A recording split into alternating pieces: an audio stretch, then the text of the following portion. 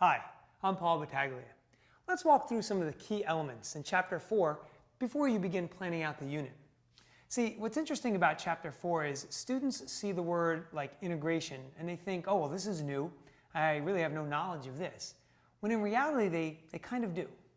So we're tackling big idea number 3, integration and the fundamental theorem of calculus.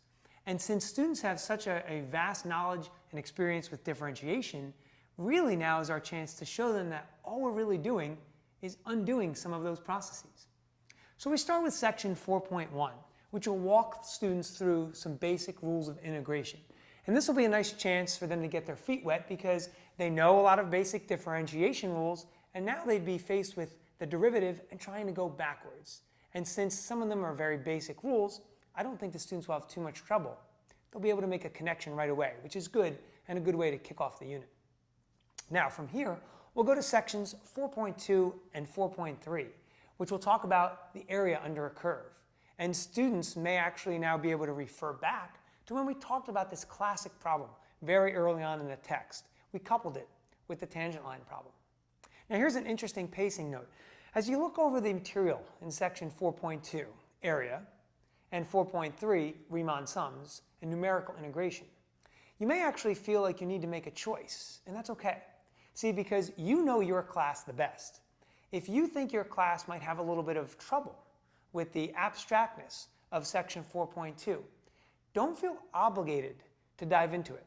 Now make no mistake, it's important, it's critical for the foundation of calculus. However, there's a simple valid method that you could also look at in section 4.3, Riemann sums and numerical integration methods. So if time doesn't permit, or if you feel a little uneasy, or as I said earlier, if you don't know if your class is ready for this kind of abstract presentation, take a look at 4.3 maybe instead. Now, from this, it's natural to make the discovery of the fundamental theorem, and we'll see that in section 4.4. What I really like about 4.4 is it gets students to be able to look at the definite integral as an accumulation function. Let's give them a real-life example even. So now, if I have a velocity function and I have to integrate that function, the definite integral allows me to talk about the total distance that that particle might have traveled. Or if we want to stray away a little bit from the position velocity idea, how about we look at maybe the rate at which people enter a theater for a play. Now by integrating that rate over a certain period of time, now I'd be able to tell how many total people entered the theater for that play during that period of time. So really neat stuff, real life stuff that I think students will connect to. So from here we go to section 4.5. Now in the middle of this chapter, 4.3, 4.4, and 4.5, there's so much material, so much to talk about, so many things to cover, but very, very crucial information. Let's talk about pacing.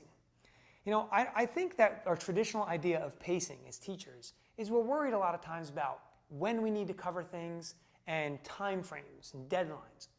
But I think when you get to very crucial items like the ones you see from 4.3 to 4.5, maybe we do need to slow it down.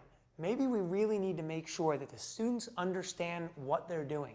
And if that takes us an extra day or 2 or 3 or 4, maybe that's okay, because think about it. Would I rather that I take those extra days, make sure my students understand what they're doing, so that later on, whenever it might be, end of this chapter, the next chapter, 2 chapters from now, I don't have to come back and revisit it as much because they have a solid foundation, they've mastered the skills necessary, and they're ready to move on. I think that's a good idea.